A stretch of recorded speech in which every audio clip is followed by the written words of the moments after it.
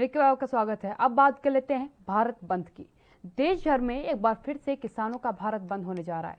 27 सितंबर को देश भर के किसानों ने भारत बंद का ऐलान किया है। किसानों का ये भारत बंद नए कृषि कानूनों के विरोध में है।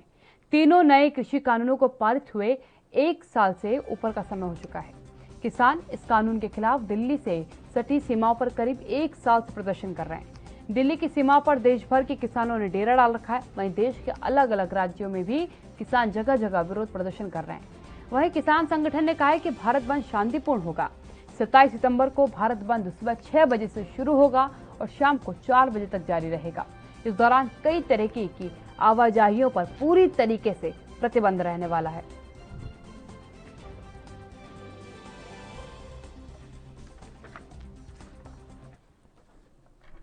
आपको ग्राफिक्स के जरिए बताते हैं कि 27 तारीख को क्या कुछ बंद रहेगा और क्या कुछ खुला रहेगा।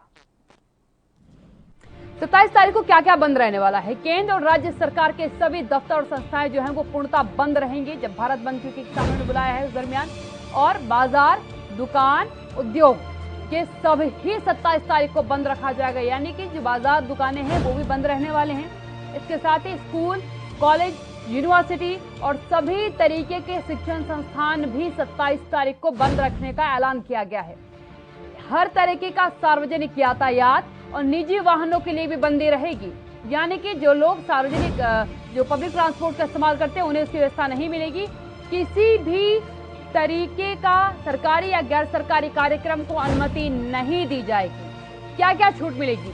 अस्पताल, मेडिकल स्टोर, एम्बुलेंस, मेडिकल सेवाओं को बंद नहीं किया जाएगा, यानी कि जो बिल्कुल नेसेसरी चीजें हैं उनको बंद नहीं किया जाएगा। किसी भी तरीके की सार्वजनिक यानी कि फायर ब्रिगेड, आपदा राहत आदि के लिए कोई बंदी नहीं रहेगी, उन्हें लगातार कार्य करने दिया जाएगा। व्यक्तिगत इमरजेंसी यानी किसी की मृत्यु, बीमारी, शादी, इन कार्यक्रमों के दौरान किसी प्रकार की बंदी 27 तारीख को नहीं होगी। स्थानीय संगठनों द्वारा जो भी छूट दी गई होगी वो भी मान्य की गई होगी, यानी कि जो स्थानीय लोगों ने मांग की होगी संगठनों से, उन मांगों को भी राहत दी जाएगी। एक बार दोबारा मैं आपको बता रही हूँ, केंद्र और राज्य सरकार के जितने भी संस्थाएं, दफ्तर हैं वो बंद रहने वाले हैं। दुकान, बाजार, उद्योग ये बंद रहेंगे। School, college, universities, coaching centres ये सब बंद रहेंगे।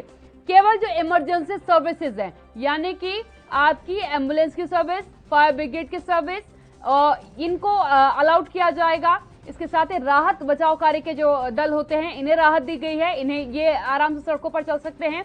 और सबसे अहम बात है कि किसी के यहाँ अगर किसी की मृत्यु हो जाती है या किसी के यहाँ कोई विवाह कार्यक्रम है तो इन पर भी राहत दी गई है। इसके साथ ही जो स्थानीय संगठन होंगे अगर उनकी तरफ से कोई रियायत दी गई होगी वहां के लोगों को तो वो राहत भी मिलेगी।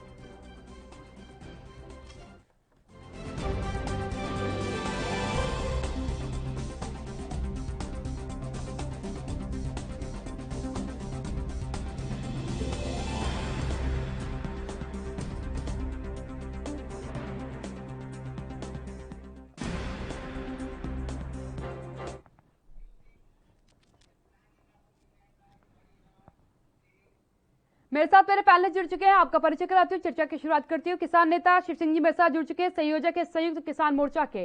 क्या कहेंगे शिव जी, क्योंकि जिस तरीके से 27 तारीख को आपने बंद का ऐलान किया है, लेकिन ये बंद की जो अभी तक डिटेल सामने आई हैं ये पूरा व्यापक बंद है, यानी कि पब्लिक ट्रांसपोर्टेशन नहीं चलने वाली है, जो प्राइवेट बसेज हैं वो भी आप उसकी भी फैसिलिटी नहीं देने वाले हैं, स्कूल, कॉलेज, यूनिवर्सिटी सब बंद रहने वाला है। क्या आपको लगता है कि सब बंद होने से आपकी बात मान लेगी सरकार?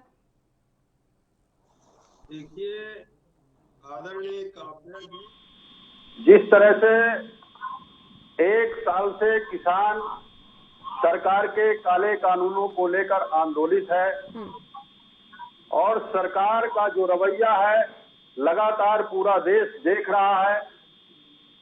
अब मैं आपको ताजा उदाहरण दे दूं, कल कृषि मंत्री नरेंद्र सिंह तोमर जी इंदौर प्रवास पर थे।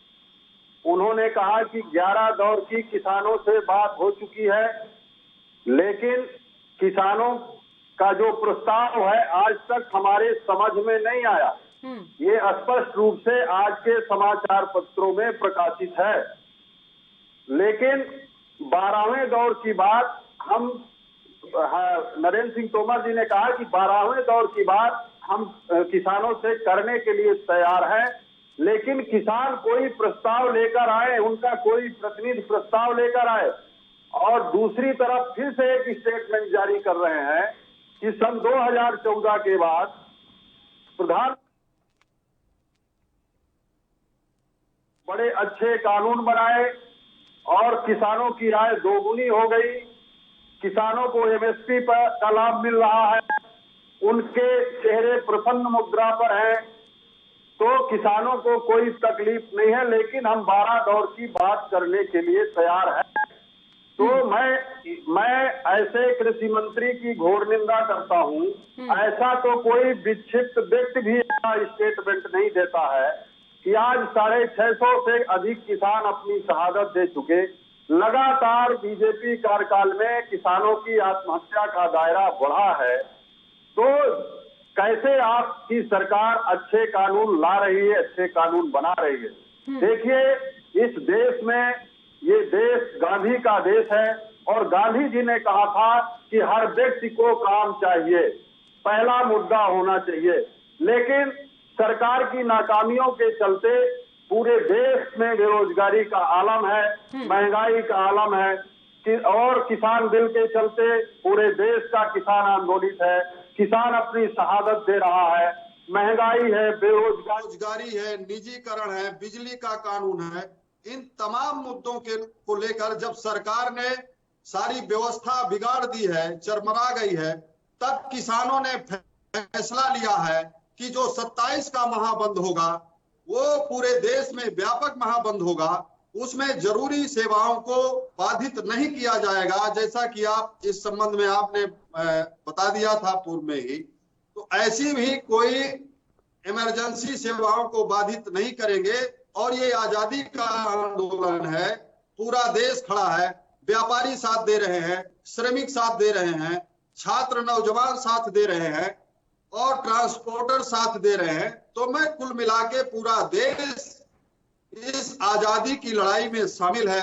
इसलिए संयुक्त किसान मोर्चे ने 27 को महाबंद का ऐलान किया है और इसको 19 राजनीतिक दलों ने समर्थन भी दिया है। तो इस तरह से सरकार को झुकाने के लिए, सरकार को दबाव बनाने के लिए, सरकार को ताकत दिखाने के लिए कि ये देश अब नहीं चाहता है ये काले कानून। जितने भी आप योजना ला रहे हैं, जितने भी स्कीम ला रहे हैं, लगातार देश विरोधी ला रहे हैं। इसलिए अब पूरा देश आपके खिलाफ खड़ा है। इसलिए 27 के महाबंद का ये आयोजन संयुक्त किसान मोर्चा कर रहा है। अंकित अरोड़ा जी मेरे साथ जुड़ चुके हैं, राजनीतिक विशेषज्ञ हैं। अंकित जी, सियासत से किसी को ना बैठाने का मुख्य कारण ही यही मेरा रहा, क्योंकि नाराजगी और आरोप प्रत्यारोप का दौर शुरू हो जाता है। आज चिंतन की जरूरत है, क्योंकि एक बार फिर से 27 तारीख को भारत बंद का ऐलान है और भारत बंद होने का मतलब है कि एक बड़ी आबादी सफर करने वाली है, क्योंकि पब्लिक ट्रांसपोर्टेशन बंद रहने वाला है, प्राइवेट ट्रांसपोर्टेशन बंद रहने वाला है, स्कूल कॉलेजेस जो बामुश्किलात खुले थे उन पर एक बार फिर ताला लटक जाएगा इस दिन। तो क्योंकि किसानों का सीधा कहना है कि आप हमारी बात जब तक नहीं सुनेंगे, हम कोई ना कोई रास्ता तो निकालेंगे अपनी बात को सुनाने का आप तक, और जब खासकर जनता का समर्थन हमें मिल रहा हो तब तो हम और उग्र होकर के आप तक उस बात को रखेंगे। लेकिन आपको नहीं लगता कि हर बार इस बंद का ऐलान होना कहीं ना कहीं घातक असर डालेगा? कागज जी, पहले तो मैं शिव सिंह जी की बातों से समर्थन रखता हूं कि हाँ, बहुत से किसानों ने इस आंदोलन के तहत शहादत दी है। मैं शहादत वर्ड इसलिए यूज कर रहा हूं क्योंकि एक मुहिम के तहत ये कार्य किया गया। बट मेरा शिव सिंह जी से एक बात और भी कहना है कि सरकार ने अगर कानून बनाया है, मैं बहुत सिंपल बात करूंगा, मैं टेक्निकल बात नहीं करूंगा आपसे, और मैं चाहूंगा शिव सिंह जी इसका जवाब दे कि अगर सरकार ने कानून बनाए हैं, और मैं मानता हूं कि सारे कानून जो है गलत बने हैं, मैं एक समय ये बात मान भी लेता हूं, तो सरकार का यही तो कहना है, आप आइए, बैठिए और उसके साथ संशोधन करिए। कानून को रद्द कर देना एक एडमेंसी एटीट्यूड को दर्शाता है। और जो किसान भाई जिनके पास कुछ किसी तरह का संसाधन नहीं है और वो रोड पर बैठे हुए हैं, अपने परिवार से दूर बैठे हुए हैं, और जो उनका नेतृत्व कर रहे हैं वो संपूर्ण लोग हैं, उनको किसी चीज की कमी नहीं है। वो आज के आज से 5 साल भी धरने पे बैठ जाए तो उनके घर का जो है एक पंक्ति भी नहीं लेगी, बट जो उनके नीचे बैठे हुए हैं वो तो तहस नहस हो जाएंगे। तो अगर वो नेतृत्व कर रहे हैं, सच्चे दिल से नेतृत्व कर रहे हैं और सही नियत से नेतृत्व कर रहे हैं, तो उनको अपने नीचे जो लोग उनका समर्थन कर रहे हैं उनका भी ध्यान रखने की आवश्यकता है। और ये बात सच है। देखिए, मैं आपके पैनल पे कई बार बैठकर इस किसान बिल का के विरोध के अगेंस्ट में बोल चुका हूं कि तीनों कानून को अगर आप ढंग से पढ़िए, मैं आज भी कहता हूं ढंग से पढ़िए, तो आपको समझ आएगा कि कहां गलती है कहां गलती नहीं है। और अगर गलती है तो उसके संशोधन के लिए सरकार हर तरीके से आपका स्वागत करने के लिए रेडी है। बट ये बात कह देना कि आप रद्द कर दो क्योंकि वो काला है, वो काले कानून को दर्शाता है, तो वो मेरे हिसाब से एक इक्विलिब्रियम बात नहीं है। क्योंकि अगर ये कानून बिल की आवश्यकता नहीं थी, मैं कहता हूं, तो इसका मतलब हमारी इकोनॉमी, जो हिंदुस्तान की इकोनॉमी है, वो एक एग्रीकल्चर ड्रिवन इकोनॉमी है। तो उस हिसाब से किसान भाई हमारे सबसे बड़े व्यापारिक होने चाहिए और सबसे व्यापारिक दृष्टिकोण से सबसे मजबूत आदमी किसान होना चाहिए था। ऐसा क्यों नहीं? क्यों उस समय भी आत्महत्या होती थी? अब बस मैं बहुत सिंपल बातों में बोलूंगा, अगर किसान बिल की जरूरत ही नहीं थी तो सबसे ज्यादा व्यवसायिक रूप में, व्यापारिक रूप में सबसे मजबूत आदमी टाटा अंबानी नहीं होने चाहिए थे, किसान होने चाहिए थे। ऐसा क्यों नहीं है? तो मतलब संशोधन की जरूरत थी और जरूरत है। सरकार ने बहुत अच्छा कानून बोला कि फार्मर्स प्रोड्यूस और कॉमर्स स्टेट के जो बिल उन्होंने दिया है, उस बिल के अनुवाई अगर आप देखें, उन्होंने कहा है कि आप अपने प्रोडक्ट को लेके, आप अपनी सामग्री को लेके हिंदुस्तान के किसी कोने में जाकर इसको बेच सकते हैं। आपको एपीएमसी मार्केट से जो है ड्रिवन होने की जरूरत नहीं है। इस बात को समझने की जरूरत है। मैं आज शिव सिंह से बोलता हूं कि आज आप डिजिटल इकोनॉमी की तरफ बढ़ रहे हैं।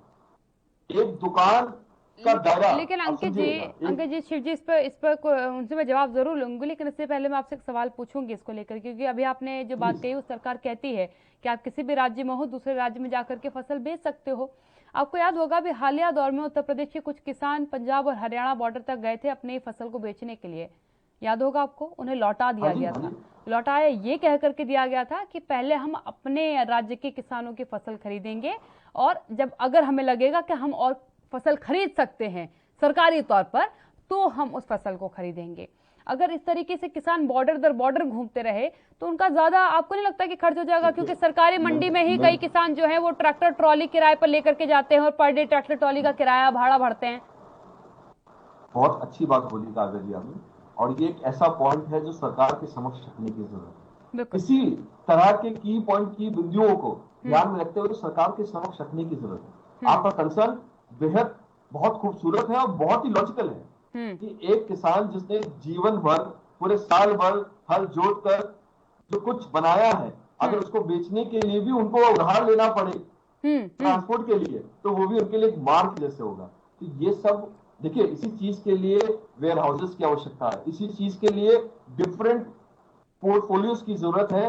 हर स्टेट में एक ऐसा पोर्टफोलियो हो, एक ऐसा सेटअप हो, एक ऑर्गेनाइज सेटअप हो जो एक चैनल की तरह काम करे। बिल्कुल बिल्कुल। मैं शिव सिंह जी के पास, मैं शिव सिंह जी से सवाल लेना चाहूंगी यहाँ पर।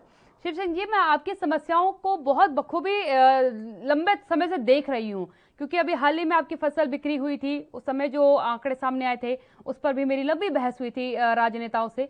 आज फिर मैं आपसे एक बात कह रही हूँ, क्यों एक बार फिर चर्चा नहीं करते? क्योंकि आपको याद होगा, इसका एक उदाहरण मैं आपको हरियाणा सरकार की तरफ से देती हूँ। हरियाणा सरकार की तरफ से अभी हाल ही में किसानों के जो गन्ना किसान थे उनको राहत दी गई। आपने देखा होगा, किसान उस चर्चा के दरमियान बैठे थे जब गन्ना के लागत मूल्य का निर्धारण किया जा रहा था कि कितना बेसिकली लगता है। तब सरकार ने एक पर्टिकुलर प्रोडक्ट का कीमत जो है वहां पर 250 से 300 रुपए बताई थी, लेकिन जो किसान नेता वहां पर बैठे थे उन्होंने उसकी कीमत जो उनको बाजार में मिलती है उन्होंने 2000 रुपए बताई थी। जिसके बाद जो सरकार के नुमाइंदे थे, साइंटिस्ट थे जो बैठते हैं वहां पर, वैज्ञानिक, कृषि वैज्ञानिक बैठते हैं, उन्होंने सीधी तौर पर हैरानी जताई थी कि इतना महंगा कैसे हो सकता है।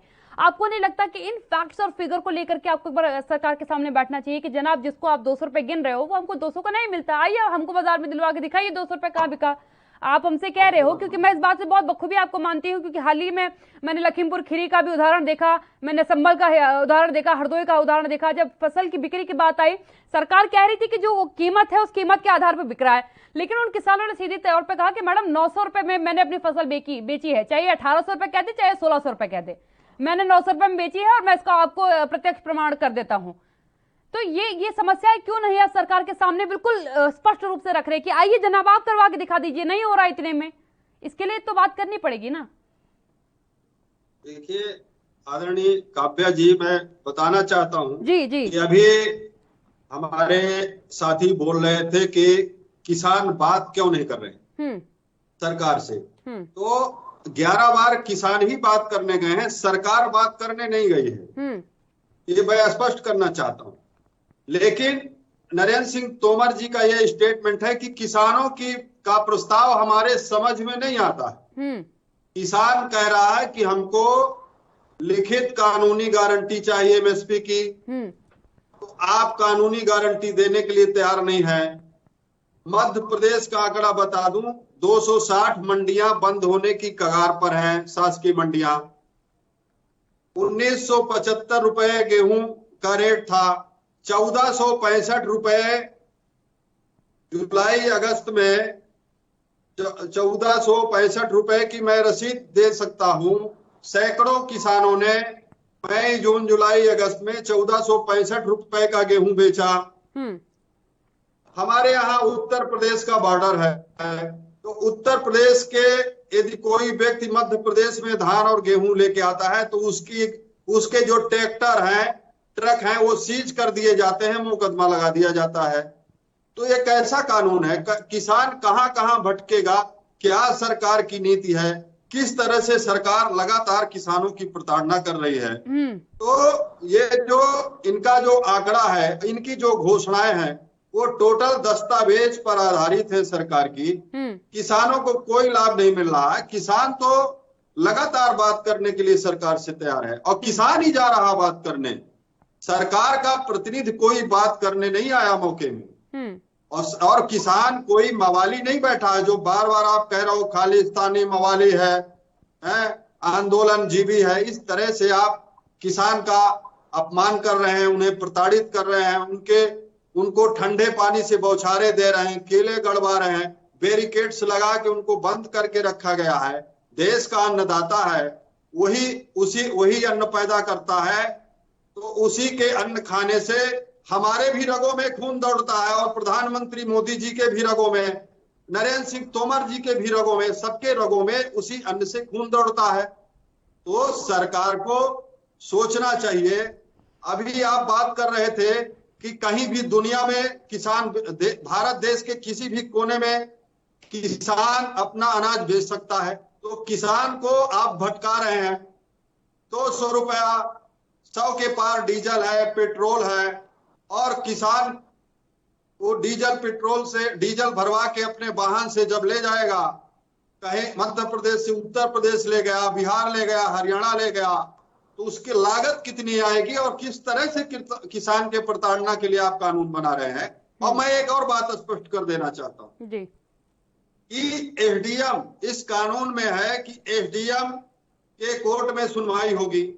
तो एसडीएम का मतलब क्या होता है? अभी करनाल में आपने देखा कि सरकार के इशारे पर एसडीएम ने सर में लाठी मारने का आदेश किया, किसान काजल की मौत हो गई। कितना दर्दनाक हादसा सरकार ने कराया। शिव सिंह जी, पहले और दूसरे दौर की बैठक जब आपकी हुई थी सरकार के साथ, उस दरमियान 6 संशोधन लेकर के सरकार आपके पास आई थी, अगर आपको याद होगा। उस संशोधन में ये बात कही गई थी कि न्यायिक प्रक्रिया को बाधित नहीं किया जाएगा, न्यायिक प्रक्रिया कहीं भी एसडीएम में जाकर नहीं रुकती है और इसे रोका भी नहीं जाएगा। अगर आप हमारी बात मानते हैं, इस 6 प्रस्तावों को स्वीकार कर लीजिए और हम एसडीएम से आगे का प्रोसीजर जो है फॉलो कर लेते हैं। ये तो पूरा देश मानता है कि आपके साथ इसके लिए पूरा देश खड़ा है कि एसडीएम तक न्यायिक प्रक्रिया को नहीं रोका जा सकता। हमारे पास आगे की कोर्ट्स बनी हुई है, एक लंबा प्रोसीजर है किसी भी जस्टिस को हासिल करने का, वो प्रोसीजर सबके लिए होना चाहिए। अगर मैं आपकी बात का एक विवरण निकालूं, एक संक्षेप निकालूं, तो वह ये कह रहा है कि सरकार वादे कर रही है लेकिन आपको विश्वास में नहीं ला पा रही है। ये समझो मैं सरकार से हम लिखित में मांगते हैं ना, तो सरकार लिखित में क्यों नहीं दे रही है? एमएसपी का कानून हम लिखित में मांगते हैं। वो तो कह रही है कि आप भटक चुके हैं, आप सियासत के हाथों बिक चुके हैं। अब अभी तक आप एमएसपी मांग रहे थे, हमने एमएसपी दिया, अब बात आप बिल्कुल उस पर अड़ चुके हैं कि नहीं जनाब अब तो आपकी सरकारें गिराएंगे हम। आप तो राजनीति में आ गए, आपने एजेंडा बदल लिया अपना। देखिए आजादी का इतिहास आप उठा के देख लीजिए, 90 साल आजादी का आंदोलन चला था अंग्रेजी हुकूमत को हटाने के लिए। तो ये जो देश में बैठी हुकूमत है, ये अकर्मण्य और तानाशाह है, ये अडानी अंबानी की गोद में सोने वाले लोग हैं। तो ये उनसे पूछ करके कानून बनाते हैं। किसान खेत में काम करता है, वहीं सो जाता है, रात में वहीं पानी लगाता है, वहीं जानवर से फसल को बचाने के लिए खेत की तकाई करता है। और अडानी अंबानी के हवाई जहाज प्लेन उसकी छतों में उतरते हैं। क्या देश को यह कानून चाहिए? तो यही सरकार, ये सब एक ही थाली के चट्टे बट्टे हैं। ये सरकार को जिसमें फायदा होगा उसके, और उसको सरकार चलाने वाले पूंजीपति को जिसमें फायदा होगा, सरकार वैसे कानून बनाने का काम कर रही है। उसको किसी के दुख दर्द से कोई लेना देना नहीं है। तो ये देश की नस्ल और फसल बचाने का आंदोलन है। लेकिन शिव सिंह जी, आपके इस आंदोलन के कारण आपको लगता है एक बड़ी तादाद है आबादी की जो परेशान हो रही है इस समय? अगर आप दिल्ली की बात कर लीजिए, हालिया पंजाब तस्वीर भी सामने आई, हरियाणा की भी तस्वीरें सामने आई, कई लोगों के रोजगार चले गए, ऑफिस नहीं जा पा रहे हैं। और अब भी आपने जो 27 तारीख का चयन किया है वो कोई वीकेंड डे नहीं है, वो वर्किंग डे है। वर्किंग डे के दिन कितने ऑफिस आप भी बखूबी जानते हैं, नौकरी पेशा लोगों के जीवन से आप ऐसा तो नहीं है कि परिचित नहीं है। वो ऑफिस नहीं पहुंचेंगे, उनका वेतन भी कटना है, गाड़ियां क्योंकि चलेंगी नहीं, उन्हें ट्रांसपोर्टेशन नहीं मिलेगा। एक फैक्टर तो आपने देखा कि आप परेशान हैं, लेकिन वो लोग भी तो परेशान होंगे जो पिछली बार भी गाड़ियों के बंद होने से परेशान हुए और इस बार भी परेशान होंगे। उनके प्रति भी तो हमारे अन्नदाता विचार करेंगे। देखिए, विचार करके ही ये फैसला लिया गया है। हम कोई ऐसी सेवाओं को बाधित नहीं कर रहे हैं जिससे कोई जन धन की हानि हो, कि ये आजादी का आंदोलन है। और इस आजादी के आंदोलन में वर्तमान में पूरा देश खड़ा है। इसलिए ये देश आजादी की लड़ाई के लिए महाबंद का आयोजन किया है और किसान मोर्चा उसका नेतृत्व कर रहा है। सारा देश साथ में है। तो सरकार को झुकाने के लिए और सरकार ऐसे दोबारा कोई कानून न लाए, और जो सरकार ने इस तरह के कानून बनाए हैं उनको सरकार वापस ले। इसलिए ये आंदोलन का आगाज किया गया है और वो सफल होगा। लड़ेंगे, जीतेंगे जरूर। ठीक है अंकित अरोड़ा जी, अगर अभी तक आपने शिव सिंह जी की बातों को गौर किया होगा या सरकार के जो प्रतिनिधि आकर के अपनी बातें रखते हैं उन पे आपने गौर किया होगा, मुझे लैक ऑफ कॉन्फिडेंस नजर आता है, लैक ऑफ ट्रस्ट नजर आता है, विश्वास की कमी है। क्योंकि किसानों का कहना है कि जनाब आप जो कह रहे हैं हम उस पर अगर विश्वास कर भी लें तो धरातल पर कई तस्वीरें जो है बिल्कुल इतर है। सरकार कह रही है कि जनाब हम तो ऐसा कह रहे हैं तो मतलब ऐसा हो ही रहा होगा। तो ऐसा हो रहा होगा के आधार पर सरकार चल रही है और ऐसा नहीं हो रहा है के आधार पर किसान चल रहे हैं। अगर ये दोनों अलग ट्रैक पे चलेंगे तो ये ट्रैक तो कभी नहीं मिलने वाले आपस में। बहुत अच्छी बात बोली काका जी, और मैं शिव सिंह जी की बातों को सुन रहा था। बहुत सी बातें, मैं क्षमा चाहूंगा, इमोशनल है, प्रैक्टिकल नहीं है, रैशनल नहीं है और रेडिकल भी नहीं है। क्योंकि मैं इस बात को समझता हूं कि मुझे आज भी याद है फरवरी 2020 में माननीय मोदी जी के द्वारा, सरकार के द्वारा ये घोषणा की गई थी कि किसान रेल, किसान उड़ान और 15 लाख करोड़ के क्रेडिट टारगेट की तरफ हम बढ़ेंगे कि आने वाले 2021 मतलब आने वाले अब जनवरी में किसानों की जो इनकम है, आयु है, वो डबल हो जाएगी। तो ये वादा सरकार ने किया है और ये प्रत्यक्ष रूप से सरकार ने रिकॉर्ड में रख किया है, शिव सिंह जी जानते होंगे। और अभी शुगर केन के पर्सपेक्टिव में उत्तर प्रदेश सरकार ने जो भी बेनिफिशियरीज, लाभार्थी उसको दिए हैं वो भी बहुत ही सम्मानजनक है। और मेरा सवाल ये है कि अंकित जी एक बात यहाँ जरूर मैं कहूंगी, क्योंकि सरकार की तरफ से जो राहत या धनराशि बढ़ाई जा रही है वो ऐसा लग रहा है जैसे ऊंट के मुंह में जीरा। अब आप खुद समझिए कि 5 रुपए की बढ़ोतरी की गई है गन्ना के दामों में, और इसका बहुत अच्छा व्याख्यान जो है राकेश टिकैत साहब ने किया। उन्होंने कहा कि जनाब ठीक है, आपने कह दिया कि आपने प्रति क्विंटल जो है 5 रुपए की बढ़ोतरी की है, यानी कि आपने 5 पैसा पर किलो बढ़ाया है।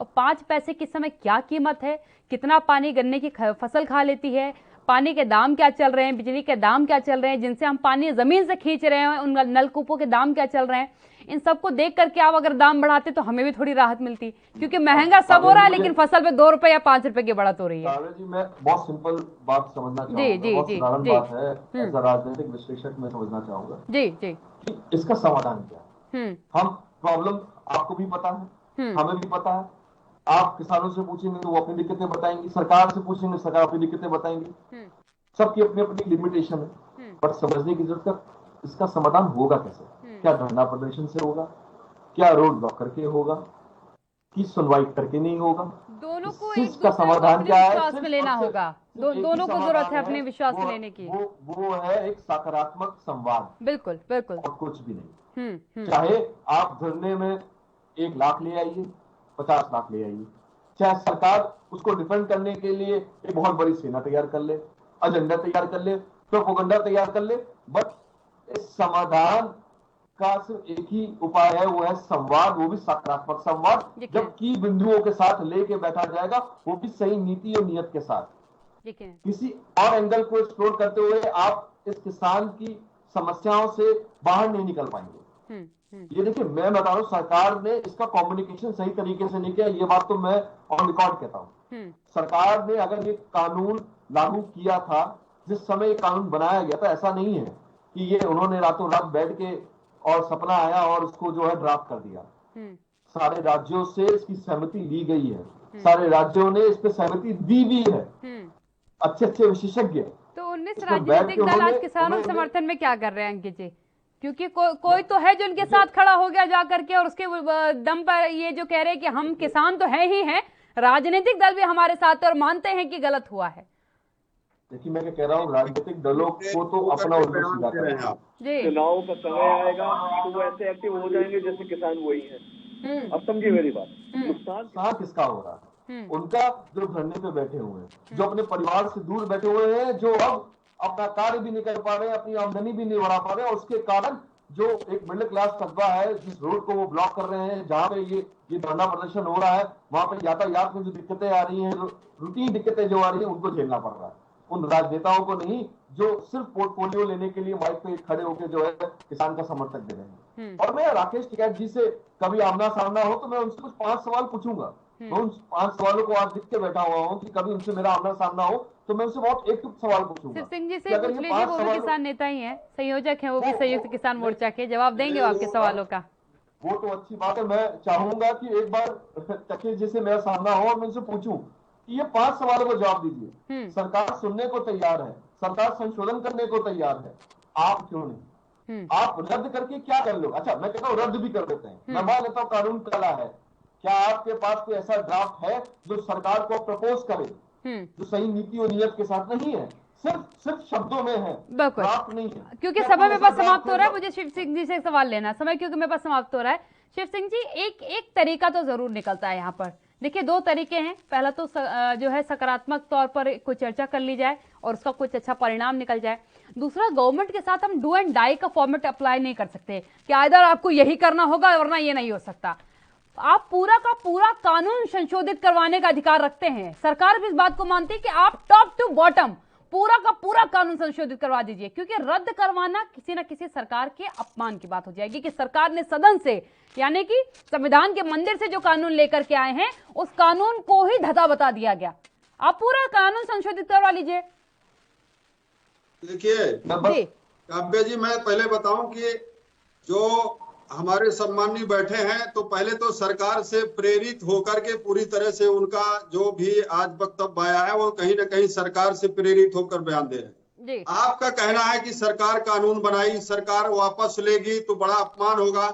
तो मैं बता दूं, क्या अंधेरे में कानून बनता है? क्या सदन में बहस नहीं कराई जाती? बिना मत विभाजन के कानून बनाया गया है, पूरी तरह से लोकतंत्र की हत्या है और अपमान है। बता दें माननीय कि मत विभाजन क्या सदन के अंदर कराया गया? और कानून को लागू कर दिया गया, तो ये बिल्कुल देश के हित में नहीं है। और ये इसलिए किसान लगा हुआ है, किसान ने उसको पढ़ लिया।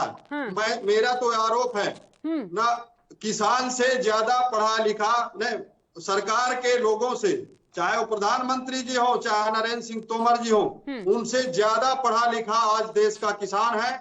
और किसान इनके गुमराह में नहीं आएगा, सरकार के झांसे में आने वाला नहीं है। और वो अंतिम दम अगर ये रस्मगस्सी ऐसी चलती रही शिव सिंह जी, तो उसका निस्तारण भगवान जाने कब होगा। चलिए, दोनों मामलों बहुत धन्यवाद मेरे साथ चर्चा में शामिल होने के लिए। 27 तारीख को भारत बंद का ऐलान किसानों की तरफ से है। तस्वीरें क्या होंगी ये देखने वाली बात होगी, और आगामी समय में कुछ बात बन भी पाएगी या नहीं बन पाएगी ये भी देखने वाली बात होगी। खबरनामा में फिलहाल इतना ही। आप बने रहिए एनबी न्यूज के साथ। नमस्कार।